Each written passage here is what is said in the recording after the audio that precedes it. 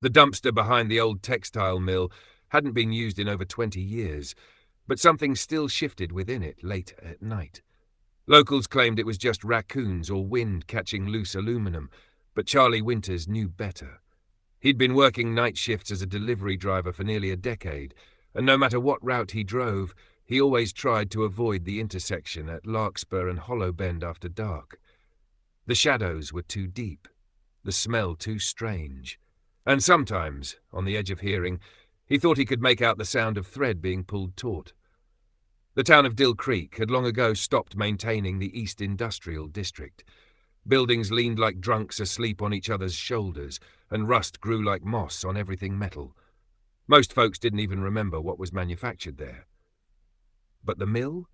The old textile mill, with its boarded-up windows and sagging chimney?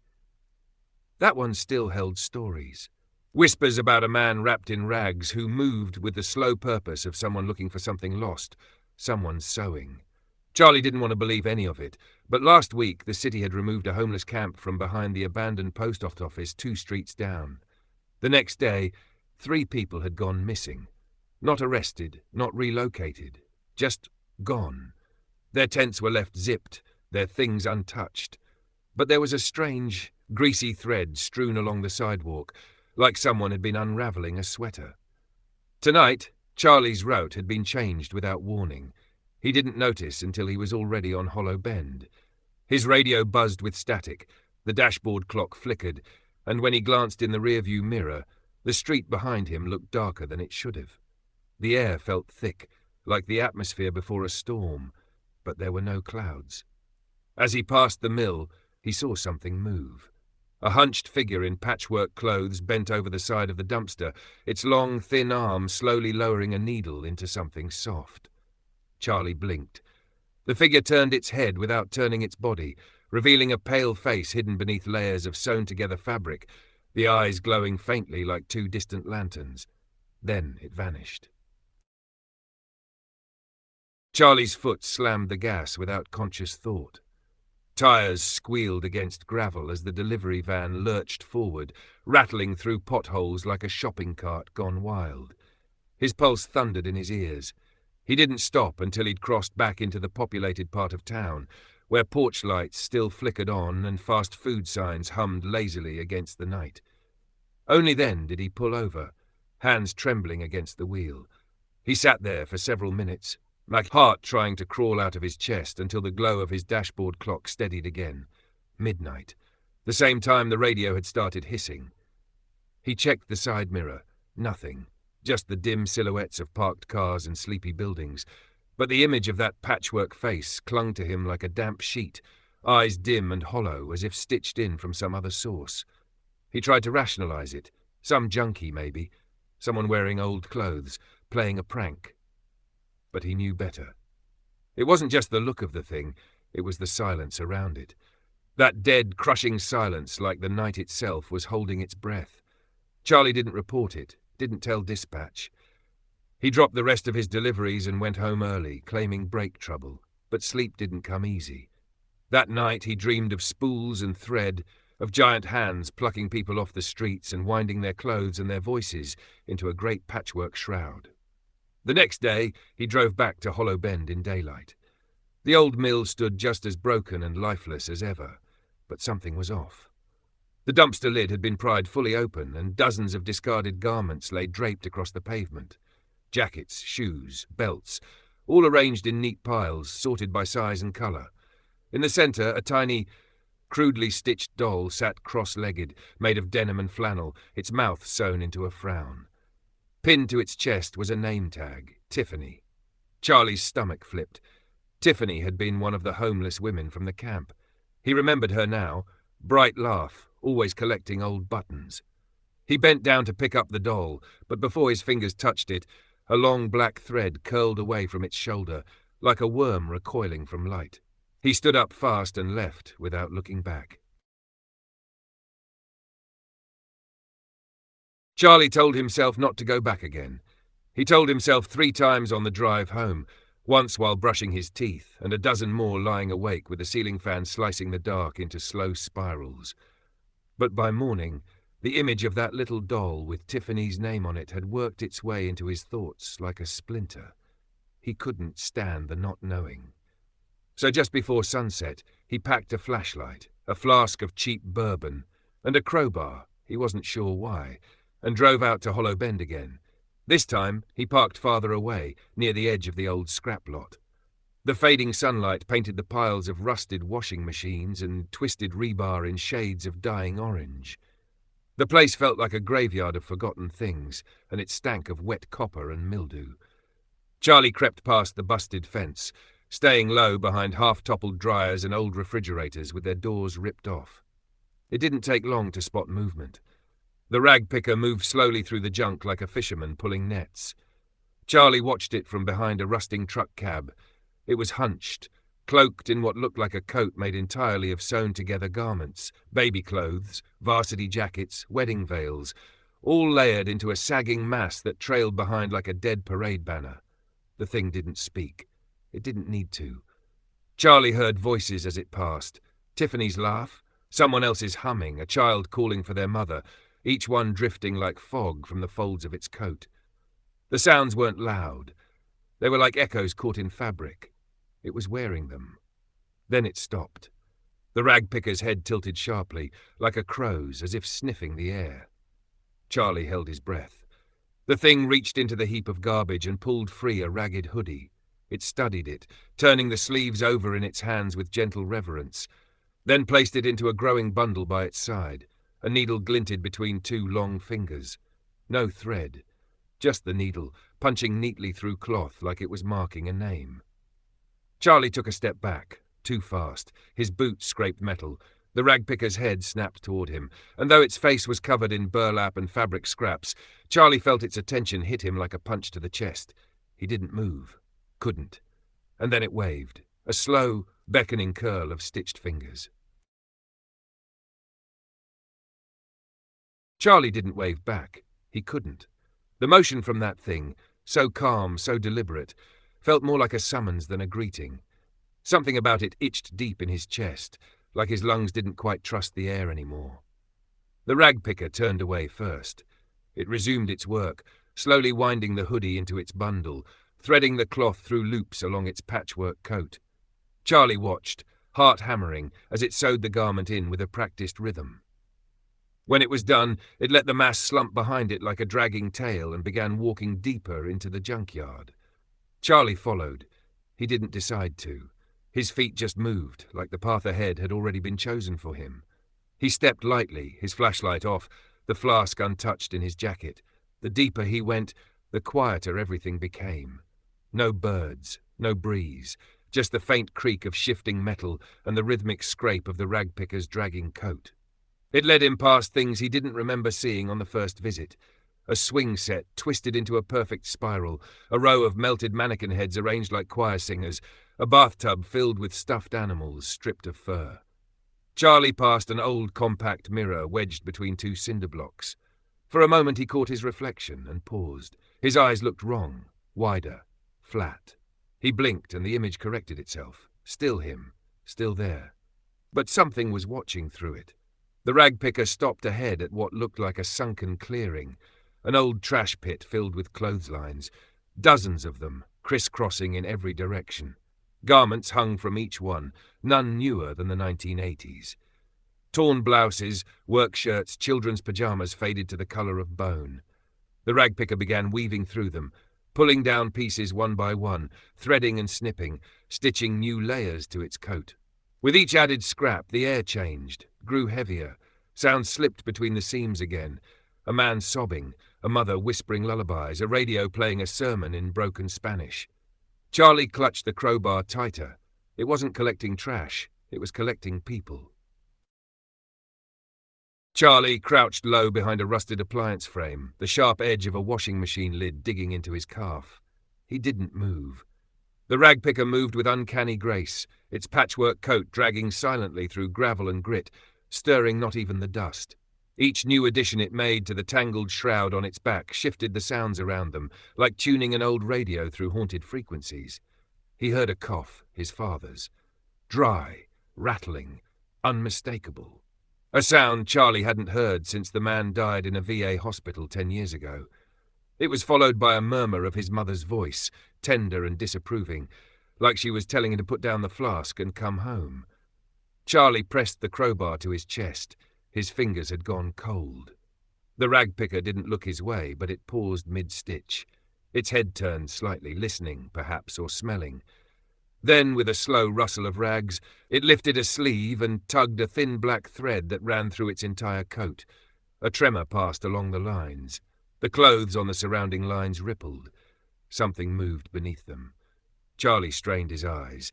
Between the gaps in flannel and polyester, a pale hand reached out, fingers twitching, palm dragging.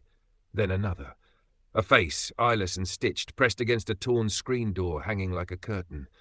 Behind it, vague forms moved in the junk, crawling or being pulled, shuffling through the hanging garments as if drawn to the ragpicker's silent command. Charlie gritted his teeth and backed away, slow and deliberate.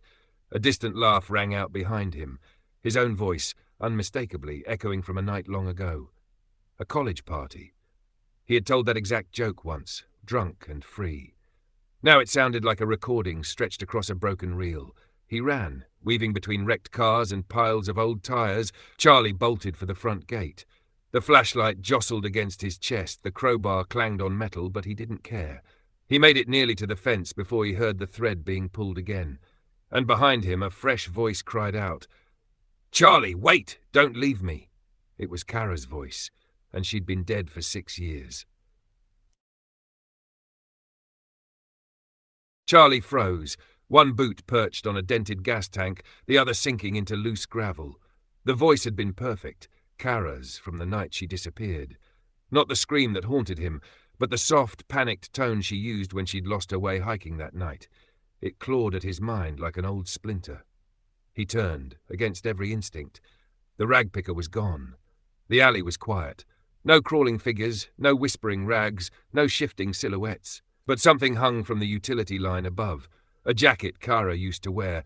Her favourite, a green canvas thing with a frayed cuff from their road trip through Tennessee. The sleeves swayed as if she were still in it. From the hem, threads dropped like fishing line, disappearing into the dirt. Beneath the jacket, the ground pulsed. A mound of clothing shifted, and something breathed underneath. Charlie backed away slowly, muttering to himself, trying to ground his thoughts. The ragpicker couldn't have known Kara's voice, or her jacket, or that laugh from his dad. None of this should have been possible. He slipped through a hole in the chain-link fence, panting, heart hammering. On the other side was a scrubby access road and a row of dead cottonwoods. He ran along the edge, cutting back toward his truck parked half a mile away by the old quarry turnoff. Halfway there, he passed another pile of junk, this one smaller, newer. A folding chair, a cracked thermos, a shredded pair of overalls, and atop it a spool of thread that gleamed like spider silk. Charlie kept walking, but as he passed, he caught a glint from the corner of his eye, silver, dull and rounded. His old wristwatch. He hadn't seen it in years. It was broken when he crashed his motorcycle after Kara's funeral. The clasp had snapped. He never found it. It sat now on a small velvet patch beside the thermos, ticking softly. Charlie didn't touch it. He didn't dare. Instead he whispered, "What do you want from me?" The wind stirred. From deep inside the piled trash, a whisper floated up. To remember. Charlie didn't go home that night. He drove past his exit, then the next, until he found himself outside an all-night diner on the edge of the county. The kind of place where truckers stared blankly into coffee mugs and no one asked questions about why your hands were shaking. He ordered eggs and let them grow cold while he scribbled what he could remember, details, timestamps, names. If it ever came to something official, he'd need to sound sane. He wasn't sure he did anymore. In the corner of the page he drew the ragpicker, or tried to. Every time he tried to remember its face, the shape shifted. One moment it was a hunched figure in stitched-together robes, the next a tangle of burlap with bone peeking through. Always the same eyes, though, deep-set, black, patient. The waitress, a woman in her 50s with a cigarette behind her ear, paused at his table. "That art or therapy?" "Both," Charlie muttered. She glanced at the sketch. "Creepy. Looks like my ex." He forced a laugh and paid in cash. Back in his truck, Charlie debated. He could drive to the ranger station, turn in what little he knew, but they'd think he was spiraling again, or worse, trying to dredge up attention about Kara. Instead, he took a detour. His grandfather's cabin still sat half-collapsed in the woods west of Crayfield. It had a cellar full of old gear, books, maps. The old man had worked for something called the Federal Cryptology Survey back in the 70s, a government side project so secret no one talked about it without a wink. Charlie had always thought it was bull, but now he wasn't so sure. The road narrowed the deeper he drove. Weeds scraped the undercarriage and shadows stretched long across the windshield. At dusk, he reached the clearing. The cabin leaned hard to the left, a tree growing out of its porch. He pushed through the half-rotted door and descended into the cellar. On the far shelf, past rusted traps and old radios, was a battered filing box marked only with a faded handprint. Inside, sketches, reports, clippings, names written in red ink.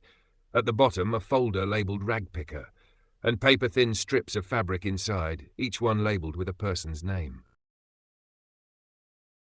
Charlie's hands trembled as he carefully unfolded one of the fabric strips. The texture was rough and brittle, like old linen, but there was something unsettling about it, an almost imperceptible shimmer that made his skin crawl. The name stitched into the edge was Maggie Harper, a woman from Crayfield who had vanished without a trace 2 years earlier. He sifted through the folder, revealing more strips labelled with names he recognized. Neighbours, co-workers, even a few local kids who had gone missing over the decades. Each piece of fabric seemed to be a fragment of the person it was named after, as if the ragpicker was collecting not just their belongings, but something far deeper. Charlie's mind raced, piecing together the things he'd seen and heard. The rustling in the alleys, the whispers he'd caught just at the edge of hearing, the feeling of being watched.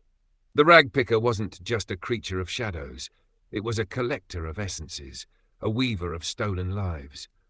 He flipped through the folder one last time, finding a brittle, yellowed note scrawled in hurried handwriting. It spoke of a ritual, a process for sewing together fragments of memory and soul, binding them into a tapestry that the ragpicker could control. The note warned that anyone who confronted the creature risked becoming part of its collection, their very identity stripped away and stitched into its endless haul. A chill settled over Charlie. He realized that this wasn't just a local legend or a ghost story. The ragpicker was real, and it was closer than he ever imagined, lurking in the forgotten corners of the town, gathering pieces of people's lives for some terrible purpose. The cellar door creaked overhead, pulling Charlie from his thoughts. Heart pounding, he glanced up, certain he wasn't alone. Shadows shifted just beyond the faint light. The weight of countless stolen memories pressed down on him as he reached for his flashlight, ready to face whatever came next. Charlie steadied his breath and clicked on the flashlight, the beam slicing through the darkness of the cellar like a blade. The air was thick with dust and the faint metallic scent of old blood. Every creak and groan of the aging cabin sounded amplified, echoing like footsteps, yet when he turned, nothing was there. His eyes darted to the corner where the shadows seemed deepest. The faintest movement caught his peripheral vision, something hunched, cloaked in tattered fabric that swayed as if caught in a slow, unnatural breeze. The ragpicker. It didn't move closer, but the silence it carried was heavier than any sound. Charlie's skin prickled as the creature's black, patient eyes met his. There was no malice, no hatred, only an ancient, relentless hunger, like a collector compelled by forces beyond understanding. Charlie backed toward the stairs, trying not to break eye contact. He needed to escape, but felt rooted, like the ragpicker's gaze was weaving threads around him, trying to stitch him into its collection. A sudden jingle of metal, chains perhaps, echoed faintly. The creature's form shifted, becoming more ragged, more patchwork, as if made from the very fabric of the lost souls it hunted. Charlie scrambled up the stairs, adrenaline surging. He burst through the cellar door, gasping for air under the sprawling night sky. The woods were silent, but he could feel the ragpicker watching, waiting for its next chance. His mind spun. The fabric strips, the faded reports, the cold, unblinking eyes, they all meant something.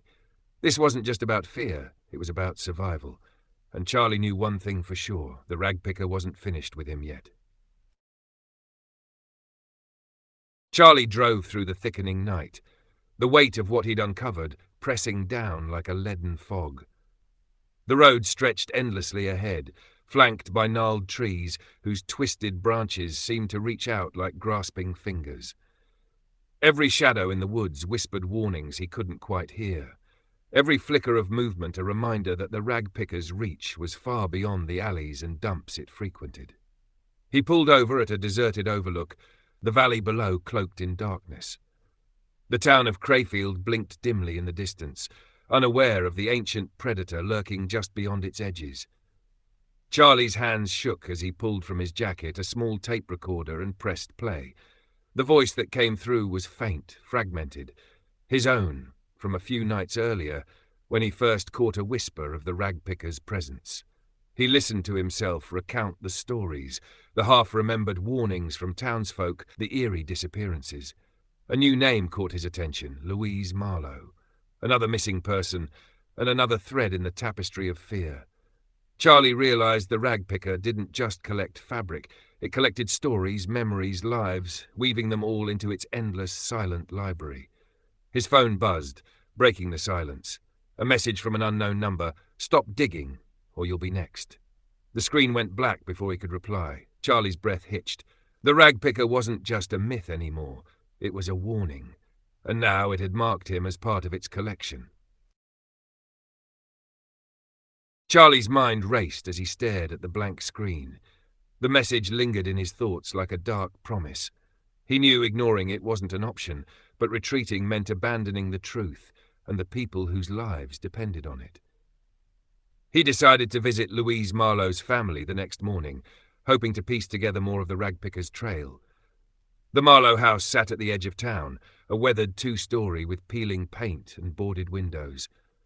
A "For Sale" sign leaned crookedly in the front yard. Inside, the air was thick with silence. Charlie knocked gently on the faded door, which creaked open to reveal a woman in her late 60s. Her eyes, red-rimmed and weary, met his with cautious curiosity. "I'm here about Louise," Charlie said softly. The woman's face crumpled.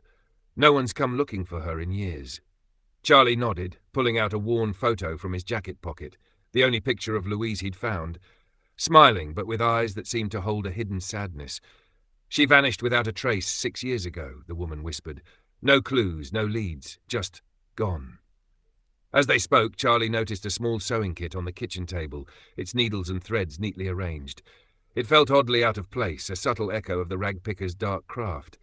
Before leaving, Charlie asked, "Did Louise ever mention seeing anyone strange, someone watching her?" The woman hesitated. "She said she felt like someone was always nearby, like they were collecting pieces of her life, her clothes, her memories. She called it the collector, but I thought she was just scared." Charlie's heart sank. The Ragpicker had been hunting here longer than he'd realized, weaving its threads silently through the town's forgotten corners. And now it was his turn to unravel the tangled story before it consumed him too. That night, Charlie spread the contents of the Ragpicker folder across the motel bed. Names, photos, scraps of newspaper, all connected by something too quiet to be coincidence. Threads of lives pulled from different corners of the state, all ending in the same kind of silence. No remains, no witnesses, just absence. He picked up a thin strip of yellow fabric labelled Stephen L., 1983. The texture was almost waxy, unnaturally preserved. Along the edge, faint ink markings formed shapes, sigils maybe. They repeated on other strips, just barely visible. He began arranging them on the bed, trying to decipher the pattern. Then he saw it. When lined up by year, the symbols created a rough spiral, each name marking a point on the coil. It wasn't random. It was growing inward, folding in tighter with each passing year. The most recent names, Kara, Louise, another he didn't recognize, were near the center. Charlie circled the middle with a pen. That was where the Ragpicker would be now. He scanned the case notes for any hint of a location. One field report mentioned an old dump site west of Bell's Hollow, access restricted after the '92 landslide. Charlie knew the place. He and Kara used to ride bikes past it when they were kids, daring each other to climb the sagging chain-link fence and explore. He felt a chill. Kara had been drawn to it again before she disappeared. Charlie packed the strips, the reports, the drawings, and zipped them into his duffel. He took one last look at the mirror above the bed and stopped. In the reflection, something moved behind him. Just a ripple in the air, like heat rising. He spun around. Nothing. But he knew that feeling now. The ragpicker didn't need to break down doors or howl through the woods. It arrived like a draft through a crack in the wall, unnoticed until it was too late. He checked the door's lock twice, then dragged a chair against it. Tomorrow he'd return to Bell's Hollow. Whatever the ragpicker was, it had stitched itself too far into his life to be ignored any longer. Charlie left before sunrise. He drove with the windows down, letting the cold morning air keep him awake. His hands gripped the wheel too tight. The duffel sat on the passenger seat like a passenger, silent, heavy, accusing. Every bump in the road felt louder than it should, every shadow in the trees like something leaning in to listen. By the time he reached Bell's Hollow, the sun was just a pale smear behind the trees. The old access road to the dump was mostly overgrown, but Charlie found a gap in the brush wide enough to drive through. The fence was still there, sagging and rusted, warning signs barely legible through rust and moss. He parked just out of sight from the main road and grabbed the duffel. The woods beyond the fence had changed, not just older, denser. They felt wrong. Still, like they were holding their breath. He climbed the fence and dropped down on the other side, boots crunching softly on loam and ash. The path to the dump had long since vanished under a tangle of vines and saplings, but he remembered the general direction, and something deeper, like muscle memory, guided his steps. It took nearly an hour to reach the clearing. What had once been a landfill was now a strange basin of earth, sunken and cracked like something had tried to rise from underneath. No birds, no wind, just the distant hum of insects that stopped the moment he entered. The air smelled faintly of copper and mould. Charlie crouched beside a mound of soil and unzipped the duffel. He laid the fabric strips out in the spiral again, this time directly on the ground. As he placed the last one, the wind picked up, just enough to lift the ends of the cloth like fingers twitching. The ground beneath the spiral seemed darker, wet. He reached into the bag and pulled out his grandfather's journal. There were diagrams there, rituals of some kind. Not in English. But one page had a drawing nearly identical to the spiral he'd formed. Below it, a single line scrawled in red ink, "Names hold the shape of the soul." Charlie whispered the names aloud, one by one. Kara's last. The moment her name left his lips, the fabric twisted violently, and the earth began to move. The ground churned like something beneath the surface was waking up. Dirt shifted in ripples, cracking along the spiral. The cloth strips recoiled and stretched, bending toward the center as if drawn by some invisible thread. Charlie backed away, heart pounding, every instinct screaming at him to run, but he didn't. He stood there, fists clenched, staring at the trembling soil until a low groan seeped up from below. It wasn't the sound of machinery or nature. It was deeper, like the earth itself was straining to unseal something that had been buried for too long.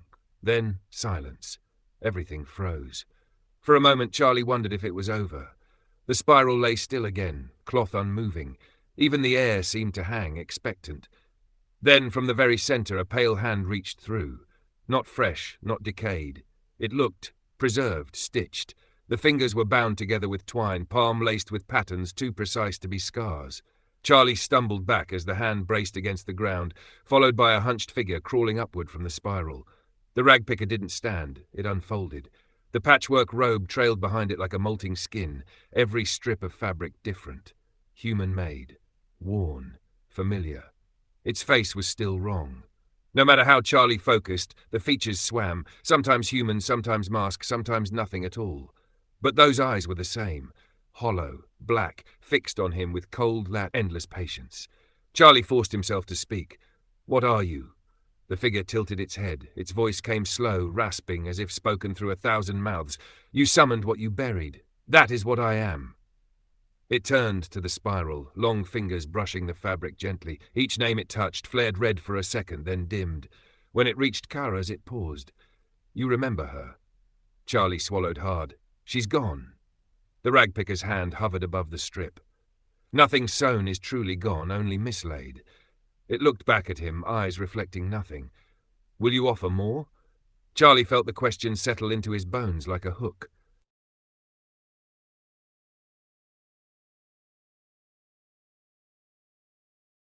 Charlie shook his head before he could even form words. No, he said quietly. I didn't come here to make a deal. The ragpicker didn't move. Its hand still hovered above Kara's name, the fabric trembling beneath its fingers as if it recognized her. The way the thing loomed over the spiral reminded Charlie of an old tailor inspecting flawed cloth, ready to unmake or remake it on a whim. I just wanted to understand, Charlie muttered. I wanted to know what took her, why she never came back. The ragpicker slowly stood, its silhouette stretching impossibly tall in the dim light. Threads dangled from its sleeves like nerves, twitching faintly. Understanding, it said, costs more than memory. You've offered memory freely, but payment, real payment, requires something still warm. Charlie stepped back. You want me to give you someone? Not give, the voice hissed. Trade. Charlie's jaw locked. No. A pause. Then the thing knelt back at the spiral, the gesture oddly reverent. It placed both palms on the ground, and the fabric strips rose again like puppet strings, dancing gently in the still air. One by one, names glowed faintly as it passed its hands over them. Not just Kara's, others too. Some Charlie didn't recognize. Some he did. Ben Mathers, L. Holcomb, M. Traynor. He stared, heart-thudding. I thought they were missing, he whispered. They are misplaced, the ragpicker replied. But they are not alone. Charlie's stomach turned. You're keeping them. I am keeping what was discarded, torn, forgotten. I sow what the world throws away. It stood again, this time closer. Its robes shifted, and in the folds of the fabric, Charlie saw them. Faces. Not clear, not full, but impressions. Cheeks, closed eyes, the contours of jaws or brows, all stitched together like a memory quilt turned grotesque. You wear them, Charlie said hoarsely. I carry them. What's carried is not lost, not unless it unravels. The ragpicker extended a long, thread-bound finger. One trade, and you may take one piece back. A voice, a face, a name. Charlie stared at Kara's strip as it pulsed softly beneath the creature's touch. What if I refuse? He asked. The ragpicker tilted its head again. Then you carry your own unraveling. Charlie didn't answer right away. He felt the weight of that cellar pressing in, not just the smell of mold and old paper, but something deeper. A pressure behind his eyes, a tension along his ribs, like the air itself was waiting for him to say yes or no. I won't trade anyone, he said finally, his voice low but firm. The ragpicker's finger remained extended for a long moment before slowly retracting. It gave no sign of anger or disappointment, only folded its hands together in a gesture that resembled patience more than anything. You will return, it said. All who carry threads do. Charlie stepped back, but the air in the cellar had changed. The spiral of names lay flat now, calm and still. The creature began gathering the strips, its fingers delicate, almost gentle. It slid Kara's back into its robes with the care of a librarian shelving a rare book. He turned to leave, but his eye caught something near the bottom of the spiral, another fabric scrap, partly hidden beneath others. It had no name, just a faded brown edge and stitching that looked rushed, erratic. For some reason, it made the hair on the back of his neck rise. What's that one? He asked. The ragpicker paused, but didn't look up. A debt unpaid. Charlie wanted to ask more, but his body disagreed. He turned and climbed the stairs, each creak underfoot like a warning not to look back. At the top, the trapdoor resisted, as if the house itself wanted to hold him in place. Then, with a groan, it opened, and he was back in the cabin's ruin. Moonlight seeping through holes in the roof, wind stirring dust. He didn't sleep that night. Instead, he sat on the porch until dawn, trying to make sense of what he'd seen. He still had the folder from the cellar, its contents stuffed hastily into his backpack. He didn't remember grabbing it, but it sat beside him now like a dog waiting for a command. Inside were clippings, sketches, notes from his grandfather. And tucked near the back, something newer. A small notebook, pages brittle and water-damaged, written in a different hand. Not his grandfather's. The last page bore a single sentence. Don't follow the thread unless you're ready to be stitched in. Charlie closed the notebook and stared out at the trees. Morning fog clung to the ground, turning the world into shifting shapes and silhouettes. He couldn't shake the feeling that something had changed when he climbed back up from the cellar, as if the ragpicker hadn't just let him go, but sent him back out for a reason. He spread the rest of the documents across the porch. Most were yellowed and torn, typed pages and hand-drawn maps. His grandfather had marked locations across the region: fire towers, hunting cabins, ravines with no names. Red thread had been looped through pinholes in the corners, connecting some of them in a web that defied logic. At least 3 of the points were long gone, washed out by floods or overtaken by forest, but others remained. One in particular stood out: a spot labelled Gideon's Hollow, circled 3 times in thick black ink. His grandfather had scrawled a note beside it: last known collection, disrupted, never recovered. Charlie folded the map and stood. If there was a place the ragpicker had been stopped, or at least interrupted, it might hold something useful. Some sign of how to break its cycle, because that's what it was, he realized now. The ragpicker didn't just hunt or haunt, it gathered. It stitched people into its own story. And the only way Charlie could keep Kara from being absorbed forever was to learn how that story ended. He filled a duffel bag with essentials from the cabin: a flashlight, canned food, a compass, extra socks.